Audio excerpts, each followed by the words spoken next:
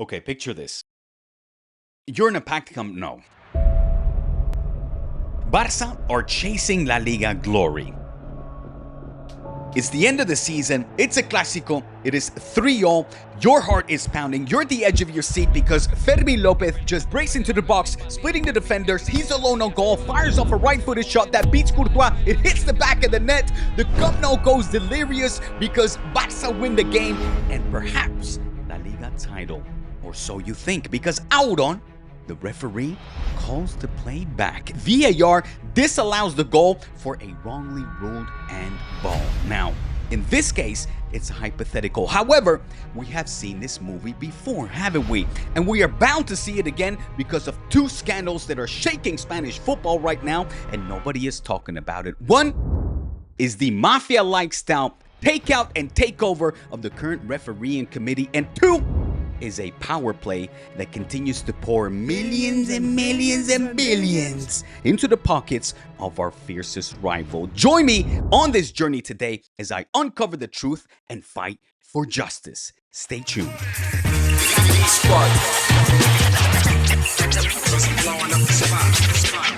Welcome back to D-Spot, the spot for all of your Barça news. Now, this particular story peaks on July 25th of this year. Yes, indeed, the day that the Spanish Football Federation announced the sacking of nearly the entire technical committee of referees, the CTA, those who decide who officiate the La Liga matches. Gone are the heavyweights, the likes of Luis Medina Cantalejo, or the VAR guru that is Clos Gomez. But one figure remains, and that particular figure has got Barça fans in particular on edge because it is none other than Yolanda Parga. Her husband is Mejía Dávila. Yes, indeed, the once referee turned Real Madrid delegate. I mean, you want to talk about conflict of interest. You're talking about the wife of the person that is the pitch side delegate for Real Madrid since 2009, and before that has officiated 220 games in the Spanish top flight, 220 of which, by the way, Barça lost 25%. I mean, you want to talk about conflict of interest.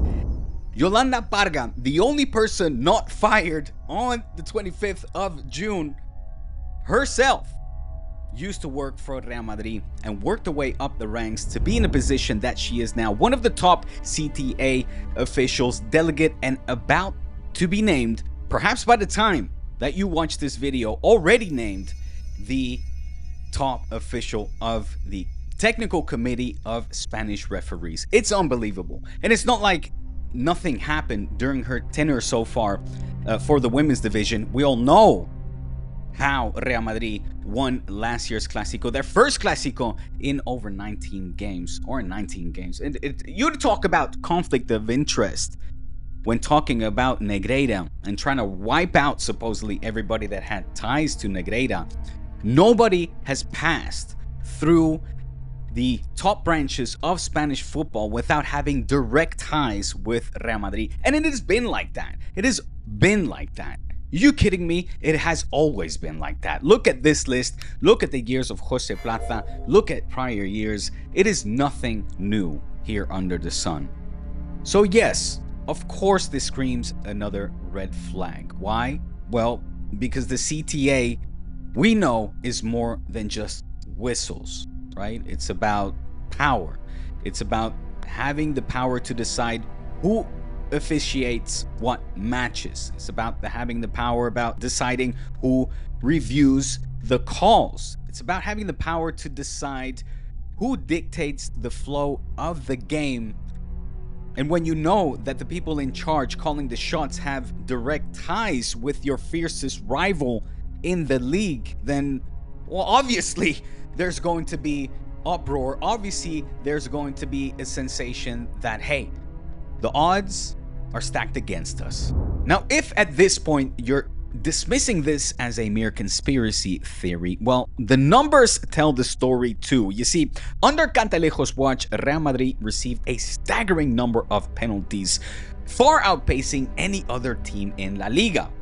During the time, we see a clear pattern of favoritism towards Los Blancos, And as you can see here, the statistics show evidence of favoritism. Real Madrid received 42 penalties over the course of the 1,291 days when Cantalejo was in charge, a figure more than 3 times higher than the next best teams. But again, it's not like with Cantalejo that was anything new. Historically, Real Madrid, as the numbers show, has always been the team that has been on the beneficial side of refereeing calls, of penalties in particular, throughout its entire history.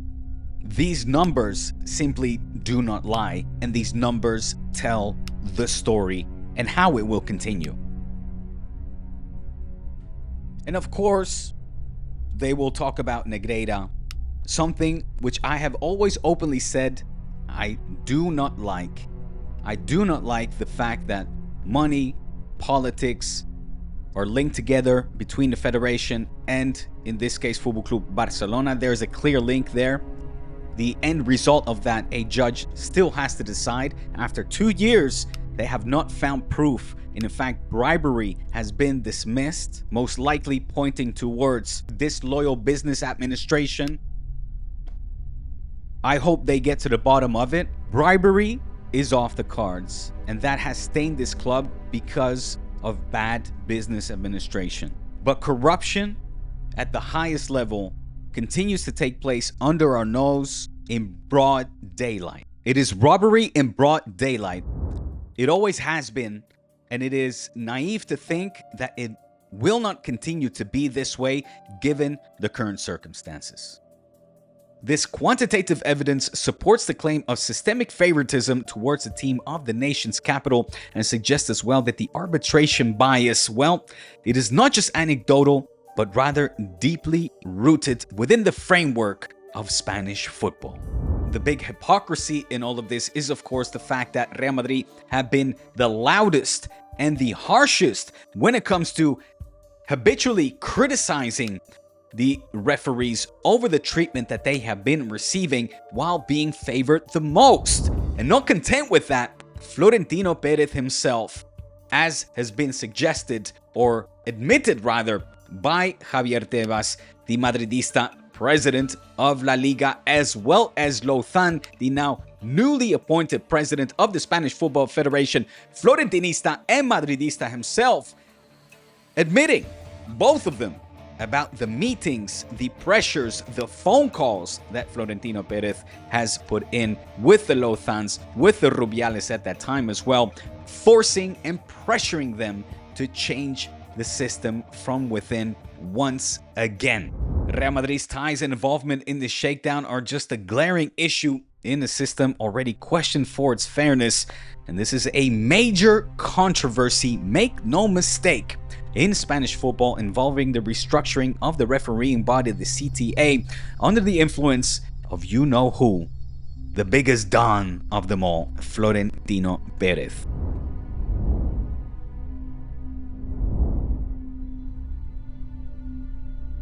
I'm left with one question, really, and that is, what more do you want? Papa Flo, Madridistas, what more could you guys possibly wish for besides having a Madridista be the president of the Players Association, having a confessed Florentinista Madridista be the president of the Consejo Superior de Deportes, the CSD, the higher council of Spanish sports, a Madridista as the president of La Liga, and now as well, Madridistas continue to preside over the refereeing committee? What more wind in your sails do you need in order to have that competitive advantage over the teams that compete against you in La Liga EA Sports?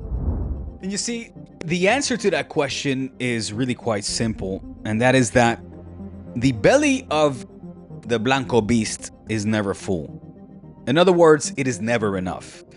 There's currently a political power play that is rolling out that will perhaps grant Real Madrid more power than it has ever known before.